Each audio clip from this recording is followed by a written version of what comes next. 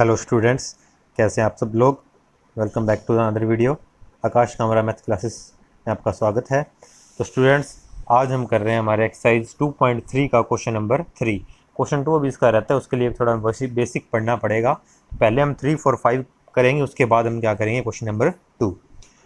तो इसमें हमें दिया हुआ है a function f is defined by f x equals to 2x minus 5। Function ऐसे हमें डिफाइन किया गया है कि हमारे पास एफ एक्स जो है इक्वल है 2x माइनस 5 के। तो कहता है write down the value of, first F zero की वैल्यू निकालनी है हमें, F7 निकालना है, F-3 निकालना है। तो सबसे पहले तो स्टूडेंट्स हम लिख देते हैं गिवन क्या है। गिवन फंक्शन, जो हमें फंक्शन दिया हुआ है पहले हम इसे लिख देते हैं। तो इसमें हमें एफ एक्स दे रखा है, f x equals to 2x minus 5। इसे मैंने इक्वेशन नंबर 1 दे दिया। अब जो हमें फाइंड करना है, फर्स्ट है F0 की वैल्यू फाइंड करनी है। तो स्टूडेंट्स आप देखिए इसमें क्या है, एफ एक्स, ये है हमारे पास 2x माइनस 5, और हमें जो फाइंड करना है वो है F0। तो हम क्या करें, अगर इनमें दोनों में फ़र्क क्या है, यहाँ x है और यहाँ 0 है, तो अगर मैं x की जगह 0 यहाँ पुट कर दूँ, F0 बन जाएगा। उसी की तो वैल्यू चाहिए हमें, तो ये हमें फाइंड करना है। तो उसके लिए मैं क्या करूँगा, यहाँ पर x की वैल्यू क्या पुट कर दूँगा स्टूडेंट्स, 0 पुट कर दूँगा। जैसे ही मैं x की वैल्यू 0 पुट करूँगा, ये F0 बन जाएगा। यहाँ भी x की वैल्यू 0 रख देंगे और F0 की वैल्यू आ जाएगी। तो बस इतना ही हमें इसके अंदर put x equals to 0 in equation 1। यहाँ अगर वैल्यू पुट करें तो ये बन गया स्टूडेंट्स हमारे पास F0 equals to 2 into 0 minus 5 equals to, ये बन गया यहाँ 0 माइनस 5 इक्वल्स टू माइनस 5। तो हमारे पास फर्स्ट आंसर आ गया है, F0 की वैल्यू आई है -5। अब इसके अंदर स्टूडेंट्स ऐसे ही सेकंड करेंगे हम। सेकंड में हमें क्या फाइंड करना है, F7 की वैल्यू। तो काम तो हमारा वही रहेगा, जैसे हमने F0 फाइंड किया था तो x की वैल्यू 0 पुट की थी इक्वेशन 1 में, वही अब हम यहाँ करेंगे। अब हमें 7 करना है, तो x की जगह क्या दिख रहा है हमें यहाँ पे 7। देखो जैसे f के अंदर x, यहाँ f के अंदर 7, तो x की जगह 7 पुट कर देते हैं। तो हम लिखेंगे put x equals to 7 in equation 1। Equation 1 के अंदर हम x की वैल्यू 7 रख देंगे। तो ये हमारे पास बन जाएगा students F7 equals to 2 into 7 minus 5। ये हो जाएगा हमारे पास 14 माइनस 5 इक्वल्स टू 9। तो ये किसकी वैल्यू आ गई हमारे पास, F7 की वैल्यूज़ आ गई। बस यही करना है कि अगर हम जो भी हमें वैल्यू इसके अंदर दी होगी वो x की जगह रख दो दोनों तरफ, उससे हमारा आंसर बन जाएगा। तो थर्ड पार्ट है स्टूडेंट्स हमारा, इसके अंदर हमें F-3 की वैल्यू चाहिए, F-3 की। तो यहाँ पर स्टूडेंट्स हम क्या करेंगे, x की जगह -3 पुट करेंगे। तो put x equals to -3 in equation 1। तो अगर इक्वेशन 1 में x की वैल्यू -3 रखें तो यहाँ पे देखिए स्टूडेंट्स क्या बनेगा, F-3, यहाँ भी -3 आ जाएगा इक्वल्स टू -5।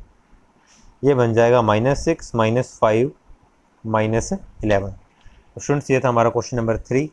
अब हम नेक्स्ट करेंगे question number 4। Students question number 4 में हमें दिया हुआ है the function t which maps temperature in degree. Function t है, डिग्री में टेम्परेचर मैप कर रहा है, degree Celsius into temperature in degree Fahrenheit. वो क्या करता है, सेल्सियस को फ़ारेनहाइट में कन्वर्ट करता है। Is defined by TC equals to 9c/5 + 32। ये हमें फंक्शन दे रखा है, जैसे लास्ट क्वेश्चन में दिया हुआ था हमें। यहाँ पे अगर देखें students, F(x) equals to 2x minus 5। वैसे इसमें बस एक फंक्शन दे दिया, तो ये जो पहले वाली थ्योरी है ये थोड़ा बस कंफ्यूज करने के लिए होती है। बस काम का हमारा वही है, जैसे समझ लो F(x) इक्वल्स टू, F(x) की जगह इसने क्या यूज़ कर लिया, TC। जैसे पहले F फंक्शन था उसके अंदर x वेरिएबल था, इसमें t फंक्शन है और c वेरिएबल है। तो ये कहता है फाइंड T0, T28, T-10, और फोर्थ को हम बाद में पढ़ लेंगे। तो देखिए स्टूडेंट्स, अभी हमने F0 कैसे फाइंड किया था।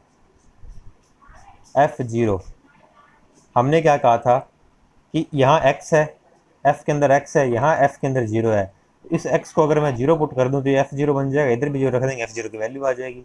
वही स्टूडेंट्स हम यहाँ करेंगे कि यहाँ टी सी है, यहाँ टी 0 है, तो अगर मैं c की वैल्यू 0 रख दूँ, पिछली बार x था उस क्वेश्चन में, यहाँ c है, तो बस c की वैल्यूज पुट होंगी। तो अगर मैं c की वैल्यू को 0 रख दूँ तो हमारे पास ये क्या बन जाएगा, t0 बन जाएगा। अगर मैं c की जगह 28 रख दूँ तो ये t28 बन जाएगा, वही जो चाहिए हमें, इधर जो भी बनेगा आंसर आ जाएगा। ऐसे ही हम थर्ड पार्ट में करेंगे, फोर्थ थोड़ा लग गया, उसको बाद में देखते हैं। तो यहाँ पर स्टूडेंट सबसे पहले तो हम लिखते हैं गिवन फंक्शन, कि जो फंक्शन है वो हमें क्या दिया हुआ है। तो गिवन फंक्शन हमारे पास T C equals to 9c/5 plus 32, इसे हम दे देंगे इक्वेशन नंबर 1। अब स्टूडेंट्स हमने क्या करना है, यहाँ पर c की जगह फर्स्ट पार्ट के लिए चलो पहले लिख देते हैं फाइंड, फर्स्ट पार्ट में हमें t0 की वैल्यू फाइंड करनी है। तो स्टूडेंट्स फर्स्ट पार्ट के लिए हम क्या करेंगे, यहाँ पर put t equals to 0 in equation 1। Equation 1 के अंदर t 0 पुट करेंगे। अगर 0 पुट कर दूँ तो स्टूडेंट्स ये क्या बन जाएगा हमारे पास, t0, यहाँ पे भी 0 रखना पड़ेगा क्योंकि c की वैल्यू, सॉरी t नहीं आएगा, c आएगा, क्योंकि हमें t0 चाहिए। हमने देखा t के अंदर c है तो c की जगह 0 पुट करना है हमें, तो c की वैल्यू 0 पुट करेंगे तो यहाँ 0 बन जाएगा। फिर 0 तो यहाँ भी रखना पड़ेगा, पूरी इक्वेशन में पुट करेंगे वही वैल्यू, तो यहाँ 0 रखें तो ये पूरा 0 बन गया, 32 हमारा आंसर आ गया। तो t0 की वैल्यू 32 आ गई। फर्स्ट हमारा यहाँ कंप्लीट हो गया। अब सेकंड देखते हैं स्टूडेंट्स। सेकंड में क्या करना है, t28 निकालना है। ये मैं इसी पेज पे कर दूंगा तीनों पार्ट, क्योंकि यहाँ पे इक्वेशन भी लिखी पड़ी, यहीं से देख के वैल्यू पुट करनी है, तो थोड़े समझने में आपके लिए ईजी रहेगा। तो सेकंड में हमें क्या करना है, c की जगह 28 रखना है, क्योंकि देखो t के अंदर 28 फाइंड करना है हमें। क्वेश्चन में दिया क्या हुआ है, t के अंदर c, तो c की जगह 28 रख दो। तो इसके अंदर हमें निकालना है t28 की वैल्यू फाइंड करनी है।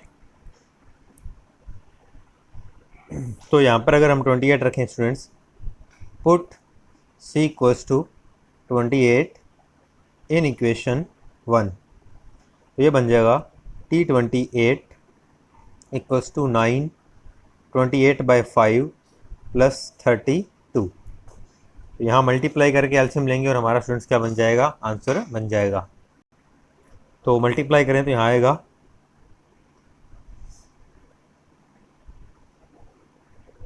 252/5 प्लस 32। फिर यहाँ पे 5 एलसीएम, तो 2 5 2, एलसीएम लेंगे 5 का मल्टीप्लाई हो जाएगा हमारे पास, ऐड कर देंगे, ये स्टूडेंट्स हमारे पास बन गया 214/5। ये हमारा t28 की वैल्यू आ गई। वैसे कैलकुलेशन में कोई मिस्टेक होती नहीं है, पर अगर इसमें कोई मुझसे मिस्टेक हुई हो तो आप उसे सही कर भी करिएगा, कि मल्टीप्लाई करना है फिर एलसीएम लिया है, जो आंसर आ गया वो हमारे पास ये है। ऐसे ही स्टूडेंट्स थर्ड पार्ट भी फिर देख के बता सकते हैं। सी की वैल्यू क्या पुट करेंगे, -10। जैसे सी की वैल्यू पहले हमने 0 रखी थी, फिर 28 रखी थी, अब -10 रखनी है। इक्वेशन वही है हमारे पास, इक्वेशन नंबर 1। तो थर्ड पार्ट में हमें फाइंड करना है t -10 की वैल्यू। तो हम यहाँ लिखेंगे पुट c इक्वल्स टू -10 इन 1। तो स्टूडेंट्स अगर यहाँ पे हम वैल्यू पुट कर दें 1 के अंदर, तो ये बनेगा t -10, यहाँ -10 आ जाएगा, 9 -10/5 प्लस 32, 5 से डिवाइड हो जाएगा ये, तो ये 9 इंटू -2, 2 पे कट जाएगा, प्लस 32, मल्टीप्लाई करेंगे तो आ जाएगा माइनस का 18 प्लस का 32। तो सब्ट्रैक्ट करेंगे तो हमारे पास आंसर आ जाएगा 14 आंसर आ जाएगा t -10। तो स्टूडेंट्स ये हमारे 3 पार्ट्स कंप्लीट हो गए हैं। फोर्थ पार्ट इसका देखते हैं, इसमें क्या दिया हुआ है। अब तीनों ये एक ही जैसे थे, बस अलग अलग वैल्यू पुट करनी थी। सी की वैल्यू 0, 28 -10, वही इक्वेशन नंबर 1 में। अब ये क्या कह रहा है, द वैल्यू ऑफ सी। अब वो सी की वैल्यू फाइंड करने के लिए बोल रहा है। पहले वो सी की वैल्यू फाइंड नहीं कर रहा था, सी तो हम सीधा पुट कर रहे थे।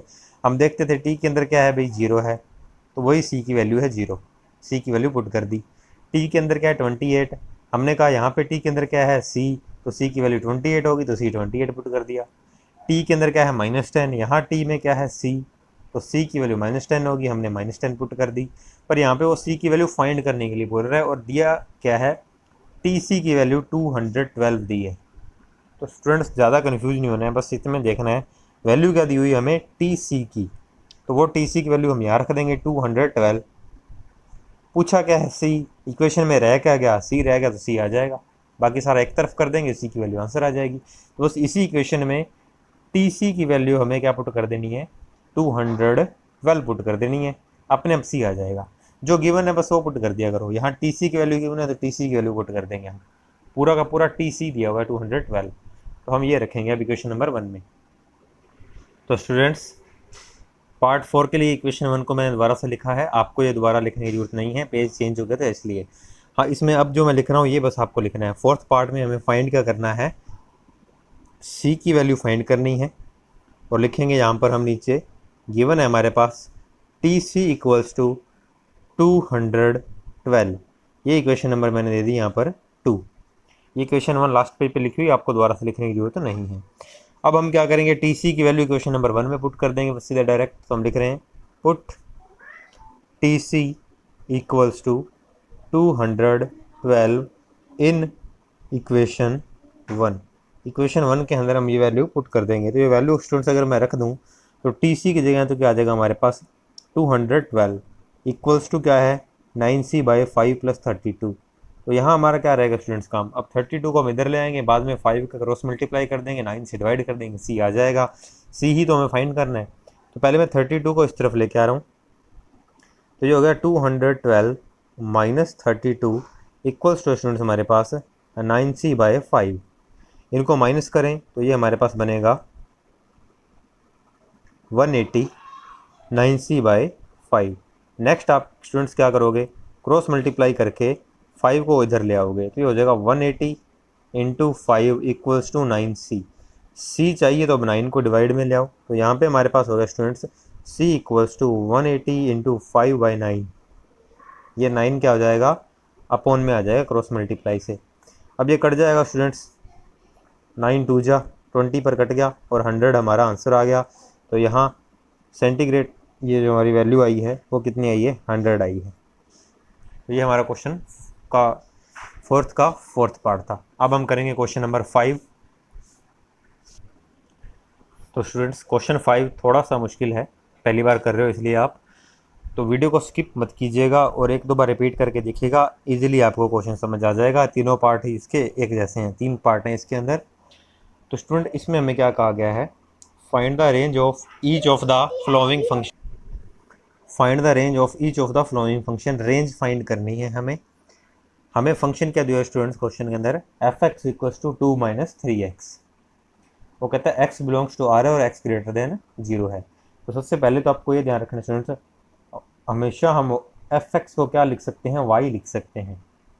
कभी भी f(x) दिया हो उसकी जगह हम y लिख सकते हैं, y दिया हुआ है तो उसको f(x) लिख सकते हैं। एक चीज़ आपको ये ध्यान रखनी है, इसका मतलब ये होता है कि y जो है वो फंक्शन है किसका, x का। ये फंक्शन है x का, वो क्या है, y है। जैसे हम कार्टेशियन प्रोडक्ट में लिखते थे ना x, y, कार्टेशियन प्रोडक्ट में लिखते थे a क्रॉस b, तो वैसे ही यहाँ हम यूज कर सकते हैं x, f(x)। y की जगह क्या लिख सकते हैं, हम f(x) लिख सकते हैं। क्यों लिख सकते हैं फंक्शन के अंदर, ये एक बार साइड में देख लीजिए रफ के अंदर आप। स्टूडेंट्स फंक्शन पढ़ा है अभी हमने, एक सेट a है हमारे पास, दूसरा सेट क्या है हमारे पास, b है। a से b की तरफ हम क्या कहते हैं, f फंक्शन है। हमने कहा कि इस तरफ मान लो एलिमेंट क्या है, x, हम कहते हैं ना x बिलोंग्स टू a होता है। तो स्टूडेंट्स b सेट का एलिमेंट कब बनता है, जब इस x पर ये क्या लगता है, फंक्शन लगता है। तो x पर जब फंक्शन लगेगा तो उसे हम क्या कह सकते हैं, f(x) भी कह सकते हैं, या हम ये भी कह सकते हैं कि दूसरे सेट का एलिमेंट y भी ले सकते हैं। हम ये पहले ये कहते हैं ना कि x हमें फर्स्ट से लेना है और y हमें कहाँ से लेना है, सेकंड से लेना है, ऐसे बोलते थे। तो हम यहाँ लेकिन फंक्शन में हम ये भी कह सकते हैं कि अगर इसके अंदर से x लिया है हमने तो f लगने के बाद वो क्या बन जाएगा, f(x) बन जाएगा। और पहले हम उसको y भी कह चुके हैं कि हम सेकंड से हमें y लेना है, तो हम y को f(x) लिख सकते हैं। कुल मिला के बस ध्यान आपको इतना ही रखना है, समझ आ गया तो बहुत अच्छी बात है। नहीं तो f(x) को y, y को f(x), ये हम लिख सकते हैं। तो यहाँ पर स्टूडेंट्स हमें क्या कहा है, f x equal to 2 - 3x है, x बिलोंग्स टू r है, x ग्रेटर देन 0 है। तो सबसे पहले तो हमारा क्या काम रहेगा, यहाँ पर हम एफ एक्स की जगह क्या कर देंगे, इसको y लिख देंगे, 2 - 3x, x belongs to r, x greater than 0। अब हालांकि इसके अंदर रेंज ही पूछी है हमसे, डोमेन पूछी नहीं गई है, हम चाहें तो डोमेन भी बता सकते हैं। तो पहले स्टूडेंट्स मैं यहाँ पर डोमेन बताता हूँ कि डोमेन क्या है हमारे पास। तो स्टूडेंट्स डोमेन और रेंज कंसेप्ट आपको बताइए, हमेशा डोमेन हमें कहाँ से मिलती है, फर्स्ट सेट के वो एलिमेंट जिनमें से हम क्या जा रहा होता है, एरो जा रहा होता है। और रेंज कहाँ से मिलती है, जिन पर एरो आ रहा होता है सेकंड सेट के वो एलिमेंट, उनसे हमें क्या मिलती है, रेंज मिलती है। फर्स्ट सेट के वो एलिमेंट जिनसे एरो जा रहा है वो तो किसके अंदर आते हैं, डोमेन में, और सेकंड सेट के वो एलिमेंट जिन पर एरो आ रहा है वो किस में आते हैं, रेंज में। तो पहले हम डोमेन देखते हैं। तो डोमेन के लिए हमें फर्स्ट सेट देखना है, और फर्स्ट सेट में क्या है, एक्स। फर्स्ट सेट में क्या होता है, एक्स होता है। यहाँ क्वेश्चन करने का मेथड थोड़ा बदल गया है। तो फर्स्ट क्वेश्चन में क्या होता है, एक्स। यहाँ हमें 1 2 3 तो दिया नहीं हुआ, एरो जाते हुए दिख नहीं रहे हैं जो सीधा लिख दें डोमेन। तो यहाँ थोड़ा सा तरीका चेंज हो जाएगा। यहाँ हम सोचेंगे कि फर्स्ट सेट में होता क्या है, एक्स होता है, तो हम एक्स को देख लें, वही तो डोमेन बनाएगा, वही उसी से तो एरो निकलेंगे। वो क्या कह रहा है, एक्स रियल नंबर है और एक्स ग्रेटर देन 0 है, तो डोमेन बन गई बस। एक्स क्या है, ग्रेटर देन 0। तो इसको अगर अपने नंबर लाइन पर देखें स्टूडेंट्स, ये हमारे पास एक्स इक्वल 0, फिर 1 2, यहाँ 0.1 भी आएगा, रियल नंबर है तो 0.1 0.2, फिर 1 2 3। वो कह रहा है x greater than 0, greater than 0 तो चलता जाएगा कहाँ तक, इन्फिनिटी तक चलता जाएगा हमारा। तो 0 से स्टार्ट हुआ, इन्फिनिटी तक चलता गया, ये हमारी क्या आ गई, डोमेन आ गई। और स्टूडेंट्स यहाँ हमें इस चीज़ का ध्यान रखना है, x ग्रेटर देन 0 है, इक्वल 0 नहीं है। इक्वल नहीं है इसलिए यहाँ पे क्लोज ब्रैकेट नहीं आएगा, ओपन ब्रैकेट आएगा। ओपन ब्रैकेट क्लोज ब्रैकेट का कंसेप्ट मैंने आपको सेट्स फर्स्ट चैप्टर के अंदर बताया है, और मैंने आपको ये भी कहा था कि ये चैप्टर करने के लिए पहले आपको सेट्स करना पड़ेगा। तो वहाँ मैंने ओपन और क्लोज का कंसेप्ट बता दिया, एक बार फिर से देख लीजिए। अगर कहीं पर ये लिखा है 1,3, इसे बोला जाता है ओपन ब्रैकेट। इसका मतलब है कि ना ही तो हमें 1 लेना है, ना ही हमें 3 लेना है, उनके बीच की वैल्यू लेनी है। अगर ऐसा लिखा है 1,3, इसे बोला जाता है क्लोज ब्रैकेट। इसका क्या मतलब होता है, 1 भी लेना है, 3 भी लेना है, और बीच की वैल्यू तो लेनी ही लेनी है। इसमें ओनली इनके बीच की वैल्यू लेनी है, 1 और 3 नहीं ले सकते ओपन ब्रैकेट के अंदर। क्लोज ब्रैकेट में हम 1 और 3 को भी ले सकते हैं, और बीच की वैल्यूज भी ले सकते हैं अगर रियल नंबर है तो। स्टूडेंट्स यहाँ पर हमारे पास क्या था, इक्वल 0 तो नहीं था, 0 तो लेना ही नहीं। जब हमें 1 नहीं लेना था और 3 भी नहीं लेना था तो हमने ओपन ब्रैकेट लगाया था। तो अब हमें 0 नहीं चाहिए तो मैंने ओपन ब्रैकेट लगा दिया। इन्फिनिटी पर हमेशा स्टूडेंट तो ओपन ब्रैकेट ही लगता है, क्योंकि इन्फिनिटी डिफाइन नहीं होती, तो कभी उस पर तो पहुंच ही नहीं सकते। देखो क्लोज ब्रैकेट का मतलब है हम 3 पर पहुंच गए, क्लोज ब्रैकेट का मतलब है हम 1 पर ही पहुंच गए, पर इन्फिनिटी पर तो कभी पहुंच ही नहीं सकते हम। तो इसलिए उस पर हमारा क्या रहता है, हमेशा ओपन ब्रैकेट ही रहेगा। अब स्टूडेंट्स बात करते हैं हम रेंज की। रेंज के लिए हमारा कंसेप्ट थोड़ा चेंज हो जाता है। रेंज के लिए स्टूडेंट्स हमें क्या करना है, यहाँ पर एक्स से स्टार्ट करेंगे। अब रेंज क्या होता है स्टूडेंट्स, सेकंड सेट होता है हमारा रेंज, और सेकंड सेट में क्या होता है, वाई को देखना होता है। जैसे मैंने कहा था डोमेन के लिए हम किसे देखेंगे, एक्स को देखेंगे। कंडीशन में एक्स दिया हुआ है, एक्स ग्रेटर देन 0, तो मैंने लगा दिया यहाँ पे ओपन ब्रैकेट। अगर यहाँ पे इक्वल भी लगा होता है ना स्टूडेंट्स, फिर मैं इस तरफ क्लोज ब्रैकेट यूज करता, ये वाला, क्योंकि हमें 0 भी लेना है। अगर इक्वल लगा होता तो यहाँ 0 लेना ही नहीं था, इसलिए मैंने ये यूज़ किया। तो रेंज के लिए हमें किसे देखना होता है, एक्स को, और डोमेन के लिए किसको देखना है, एक्स को। रेंज के लिए किसे देखना है, हमें वाई को। तो हमने कहा वाई इक्वल टू क्या है, 2 - 3x। तो अब स्टूडेंट्स हमें क्या करना है, कैसे ना कैसे करके ये वैल्यू बनानी है। तो एक बार पहले देखिए मैं क्या कर रहा हूँ, उसके बाद आपको पता चल जाएगा कि कैसे करना है। तो मैंने यहाँ हेडिंग डाली रेंज। हमने इस वैल्यू को बनाने के लिए स्टार्ट हमेशा x से करेंगे। हमने कहा क्या है यहाँ पर, x जो है ग्रेटर देन 0 है, ये वैल्यू बनानी है। क्यों, रेंज के लिए y चाहिए और y इस वैल्यू के इक्वल है, तो हमें ये वैल्यू बनानी है। तो मैंने ये देखा यहाँ पर स्टूडेंट्स कि इसके अंदर x है, मैंने कहा x ग्रेटर देन 0, ये लिख लिया, ये गिवन है, हमें क्वेश्चन में दिया हुआ है। उसके बाद जब मैंने कहा कि y बनाने के लिए हमें ये बनाना है, तो इसमें तो x के साथ 3 का मल्टीप्लाई है, तो मैंने यहाँ पे क्या किया, मल्टीप्लाई बाय 3 कर दिया दोनों side, multiply by 3, both side कुछ भी मल्टीप्लाई डिवाइड करना हो तो बोथ साइड ही करेंगे। 3x, 3 इंटू 0 3x, ये हमारे पास 0 बन गया, ये मल्टीप्लाई कर दिया। उसके बाद स्टूडेंट्स मैंने देखा कि यहाँ तो माइनस भी लगा हुआ है, ये कर क्यों रहा हूँ, क्योंकि हमें y चाहिए, y तब बनेगा जब ये बनेगा। तो मैंने x से स्टार्टिंग की, x के बारे में बताया हुआ था, इजी काम था, 3 से मल्टीप्लाई था, कर दिया। अब वो कहता आगे माइनस है, तो अब मल्टीप्लाई बाय क्या करेंगे स्टूडेंट, यहाँ पर minus, multiply by minus both side.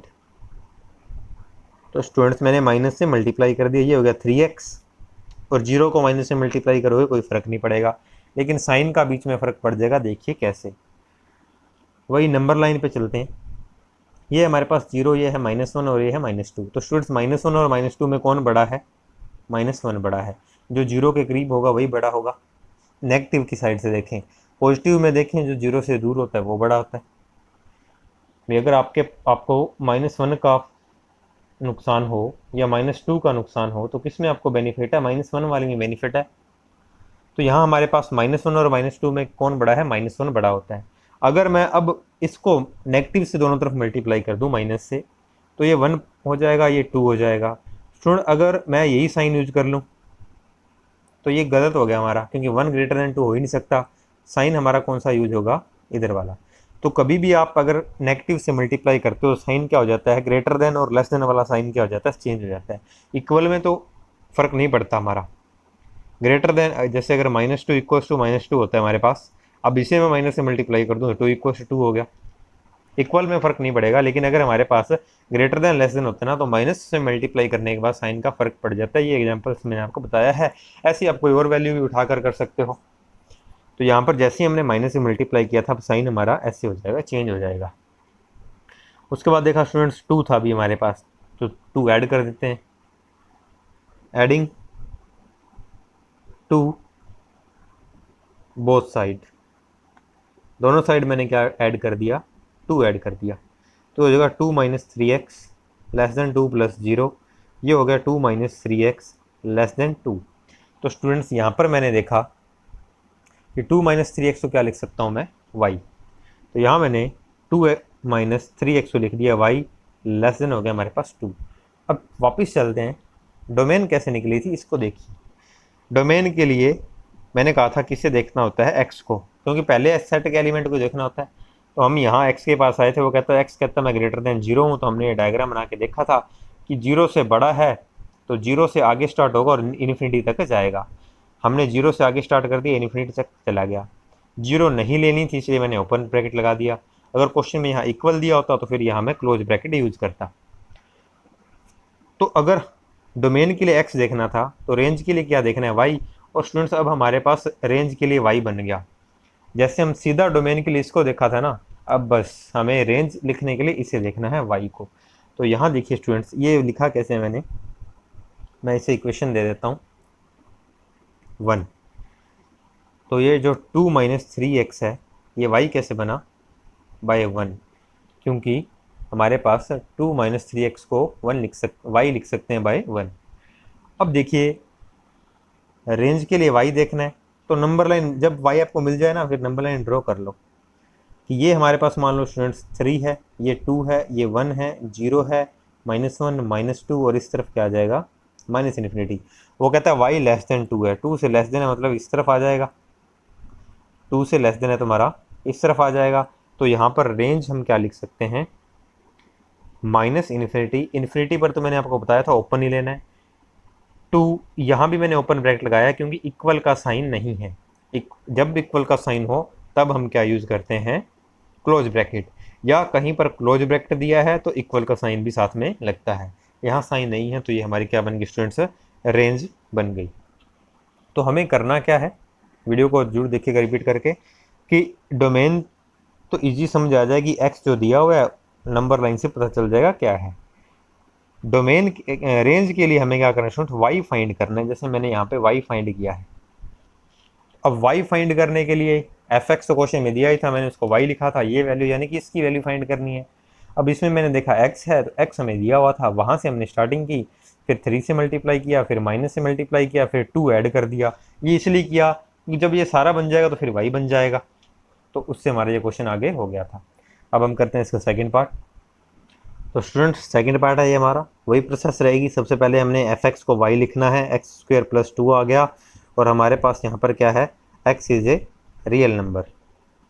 अब स्टूडेंट्स ये समझने के लिए अगर डायग्राम साइड में बनाना चाहो तो बना लो कि फर्स्ट से हमें एक्स लेना होता है, सेकंड से हमें वाई लेना होता है, ए से बी, और इधर हमारा ये एफ फंक्शन होता है।